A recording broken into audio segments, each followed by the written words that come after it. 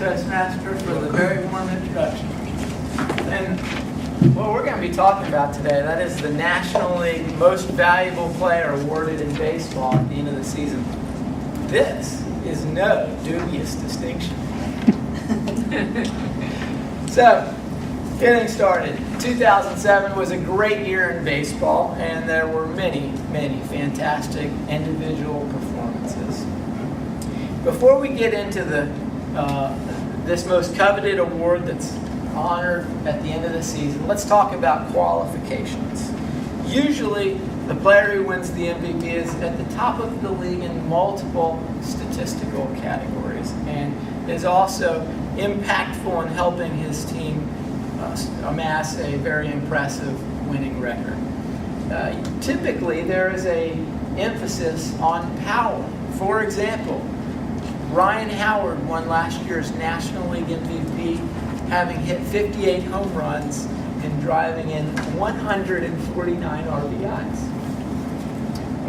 Now, more so in the last 15 years between the American League and the National League, of the last 30 MVPs awarded, only 3 have gone to players who have hit less than 30 home runs. In fact, 2 of those were pitchers. So, in this great group of hopefuls this year, we have Prince Fielder of the Milwaukee Brewers, Jimmy Rollins of the Philadelphia Phillies, Matt Holliday on the Colorado Rockies, and Jake Peavy over in San Diego on the Padres. So let's start with Prince Fielder. He is one of the most surprising stories of this year. He is the son of legendary slugger Cecil Fielder, and this year he led the league with over 50 home runs. This is an accomplishment that truly very few power hitters ever do, and yet he did it in only his second year. Not to mention, he was the youngest player ever to do it. He was only 23 this year. More importantly, he helped the Brewers compete for the National League Central Division title all year long. And unfortunately, it wasn't until the end of the season that they lost out to the Chicago Cubs and ultimately lost the wild card spot by just 2 games. Nevertheless, Milwaukee could not have done what they accomplished without Prince Fielder. Second person on the list is Jimmy Rollins. This fellow is one of the most exciting players in baseball. He is only the 3rd player in history to have hit 20 home runs, steal 20 bases, and hit 20 triples all in one season, which he did this year. He also led the league in runs scored. He is a rare combination of speed and power, and he makes the most dangerous leadoff hitter.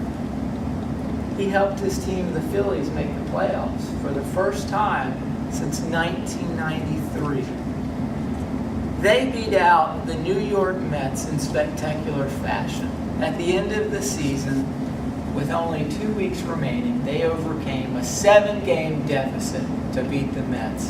It is known as the worst meltdown in Major League history in the case of the New York Mets. However, it was the Phillies' perhaps the greatest comeback of all time at the end of the season within the last 2 weeks.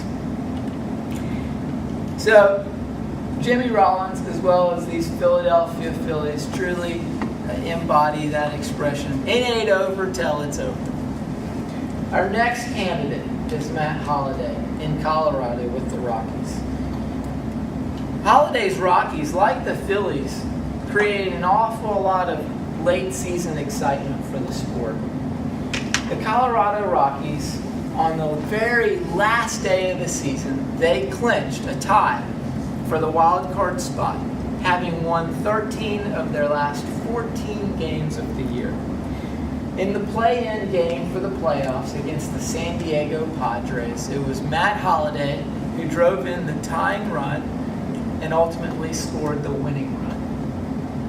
He led the league this year with a .338 batting average. He also had 132 RBIs, which led the league. Our final consideration is Jake Peavy, who represents the only pitcher that we'll consider. Jake Peavy has already won the Cy Young Award, which is the highest honor provided to a pitcher. This year, Jake Peavy did what is known as the pitcher's version of the Triple Crown. He had the most wins, he had the lowest ERA, and he had the most strikeouts of any other pitcher in the league. And this was only the second time this has been done in the last 22 years in the National League. He is a team leader. He is the leader of a team that is traditionally, and this year was a low-scoring team and relied heavily on exceptional pitching. He is the anchor of this exceptional pitching staff that had one of the league's lowest team ERAs. He is the model of consistency, and he is perhaps a future Hall of Famer. So all are exceptional candidates: Prince Fielder, Jimmy Rollins, Matt Holliday, and the pitcher Jake Peavy. They all provided leadership for ball clubs that were contenders right down to the wire.